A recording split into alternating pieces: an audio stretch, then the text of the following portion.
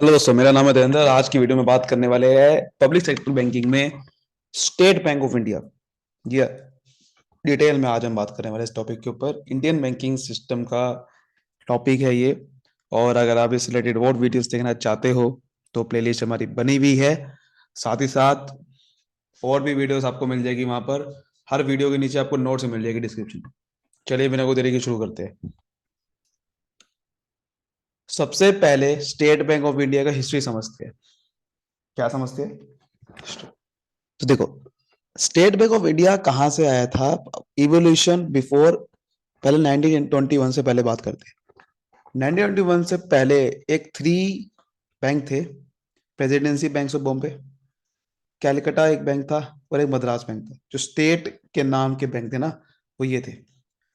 तो presidency bank of Bombay, Calcutta और मद्रास। उसके बाद 1921 में एक अमालगामेशन हो गया इन तीनों बैंक का। तीनों बैंक मर्ज हो गए और एक नया बैंक बन गया जिसका नाम रखा इंपीरियल बैंक। क्या रखा? Imperial Bank. तो it was governed by Imperial Bank of India Act. 1920 में Imperial Bank of India Act बनाया था, वो उसमें गवर्न होता था ये। आरबीआई तो आरबीआई का नामो निशान नहीं था उस समय। ठीक है ना? तो imperial bank was mainly a commercial bank था एक, जो कि प्राइवेट शेयर होल्डर ओन करते थे। पब्लिक बैंक नहीं था ये, प्राइवेट बैंक था ये। But it was seemingly performing some of the function. वो सेंट्रल बैंक जैसा फंक्शन भी परफॉर्म करता है, जैसे कि banker to government, bankers bank, national clearing house, ये सारे फंक्शन परफॉर्म करता था। लेकिन उसके पावर नहीं थी कि वो नोट्स इशू कर सके या फॉरेन बिजनेस एंगेज कर सके। इंपीरियल बैंक की फंक्शनिंग को 1934 तक चला वो। उसके बाद when a separate bank established, उसके बाद एक सेंट्रल बैंक, दोबारा सेंट्रल बैंक बन गया आरबीआई 1934 में। एक्चुअल में इंपीरियल बैंक सेंट्रल बैंक ही था एक तरह का। उसके बाद आरबीआई फिर बना। तो इंपीरियल बैंक एक्ट अमेंड हुआ और इंपीरियल बैंक अमेंडमेंट एक्ट पास करा 1934 में फिर। उसके बाद state Bank of India biggest commercial bank बन गया। और वो स्पेशल पोजीशन आज के मॉडर्न कमर्शियल बैंकिंग सिस्टम में लेता है। उसकी एग्जिस्टेंस तब आई, स्टेट बैंक ऑफ इंडिया नाम कब पड़ा? 1 जुलाई 1955 में, जब नेशनलाइजेशन हुआ। जब नेशनलाइजेशन हुआ था तो इंपीरियल बैंक ऑफ इंडिया का नाम स्टेट बैंक ऑफ इंडिया रख दिया। और इंपीरियल बैंक तो 1921 में स्टेब्लिश हुआ था। कैसे हुआ था? तीन बैंक को अमालगामेशन करके, presidency bank of Madras, Bombay और बंगाल। ठीक है? लेकिन आप सोचो कि ऊपर तो कुछ और लिखा हुआ है। Presidency bank of Bombay, Calcutta और मद्रास, वही है ना? तो देखो, ये वही चीज है यार। बॉम्बे, ये मद्रास का मतलब क्या? ये देखो, मद्रास ही लिखा हुआ सही तो है। बॉम्बे, कैलकाटा, कैलकाटा को बंगाल बोल दिया, बस। कोई दिक्कत नहीं है ना उसमें। Under the establish of reserve bank of India 1935 में, जब reserve bank of India establish हुआ तो इंपीरियल बैंक ऑफ इंडिया एक normal commercial banking function perform करता था, और वो सेंट्रल बैंकिंग फंक्शन परफॉर्म करता था।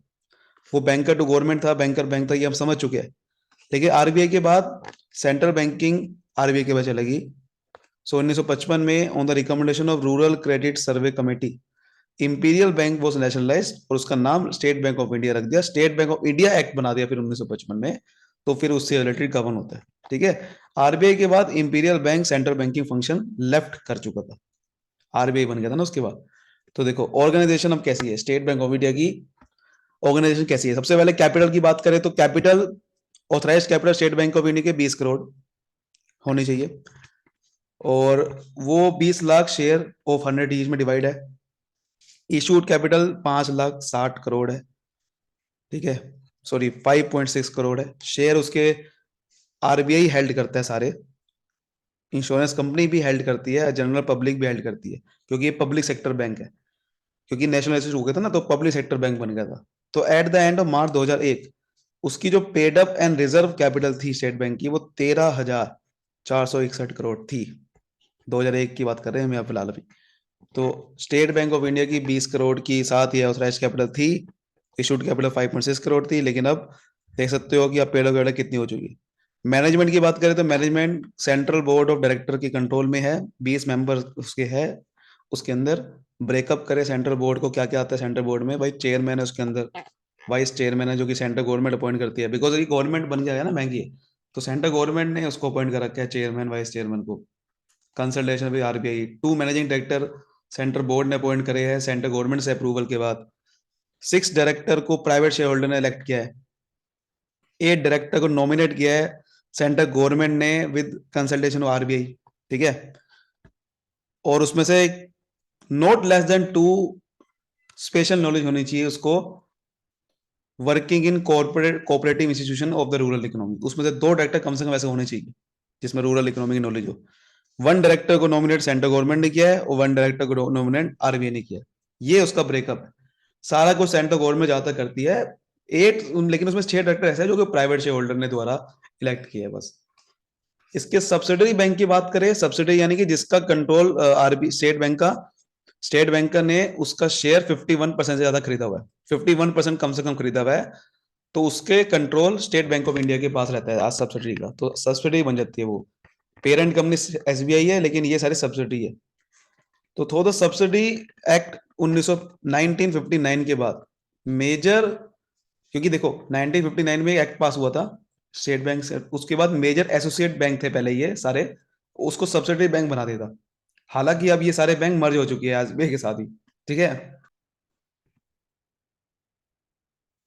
पहले ही एसोसिएट बैंक थे यानी कि 20 से 30% जिसका शेयर रहता है, और ये ज्यादातर उसके रिलेटेड काम करते हैं। एसोसिएट बैंक थे पहले, लेकिन अब सब्सिडरी उसके ऊपर बना देता। तो ये सारे सब्सिडरी थी सब, state Bank of Bikaner, Jaipur, Hyderabad, Mysore, India की जगह नाम आगे थे, सौराष्ट्र, इंदौर, बट ये सारे सब्सिडरी अब आज के डेट पे नहीं है, ये सब मर्ज हो चुके हैं एसबीआई के साथ। फंक्शन की बात करें, एसबीआई के क्या क्या फंक्शन परफॉर्म करते हैं, जैसे हमने समझा था पहले, इसका इंपीरियल बैंक ऑफ इंडिया था, तो ये सेंट्रल बैंकिंग के फंक्शन परफॉर्म करता था। तो इसका फंक्शन भी ऐसे ही कुछ डिवाइड है। पहला इसका सेंट्रल बैंकिंग फंक्शन भी है, जैसे कि एसबीआई एजेंट की तरह एक्ट करता है आरबीआई जैसे। जैसे कि आरबीआई की कोई ब्रांचेस अवेलेबल नहीं है बट इसकी ब्रांचेस है, तो ये एजेंट की तरह एक्ट करता है जैसे आरबीआई करता है, करेंसी को मेंटेन करता है, गवर्नमेंट का बैंक भी है, बैंकर का भी बैंक है, क्लियरिंग हाउस सारा सेटलमेंट करवाता है, ये भी आरबीआई जैसा, जैसे ये करता है आरबीआई वैसे ये भी कर सकता है।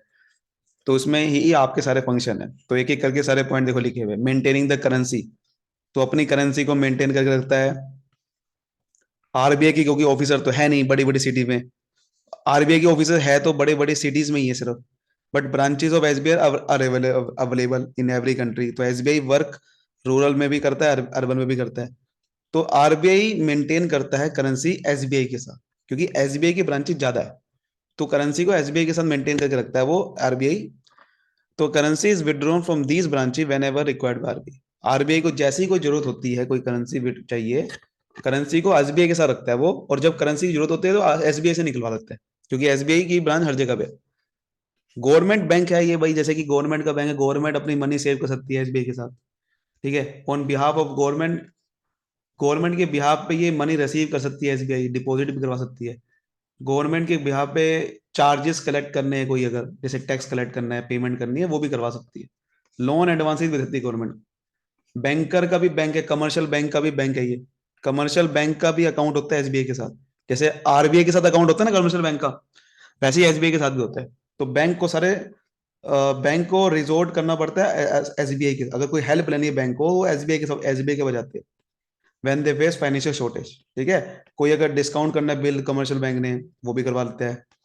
तो एसबीआई बिल्कुल बैंकर बैंक जैसा परफॉर्म करता है, जैसे सेंट्रल गवर्नमेंट करते हैं, सेंट्रल बैंक करता है सॉरी, क्लियरिंग हाउस की तरह एक्ट भी करता है। जैसे आरबीआई की तो कोई ब्रांचेस नहीं है बट एसबीआई की ब्रांचेस है, तो आरबीआई के ब्याह पे एसबीआई क्लियरिंग हाउस पर फंक्शन परफॉर्म कर लेता है सेटलमेंट करवाने का, क्योंकि सर्विस को सेटलमेंट करवानी है, इंटर बैंक सेटलमेंट करवानी है, कोई बैंक टू बैंक कोई सेटलमेंट करवानी है, ट्रांजेक्शन किसी को पैसा देना है, किसी बैंक को किसी को पैसा देना है, किसी को लेना है, तो ये एसबीआई करवा लेगा, क्योंकि सारे बैंक के अकाउंट्स एसबीआई के पास होते हैं। तो किसी बैंक में अगर पैसा पहुंचाना है, निकलवाना है, तो ये कर लेगा, ठीक है।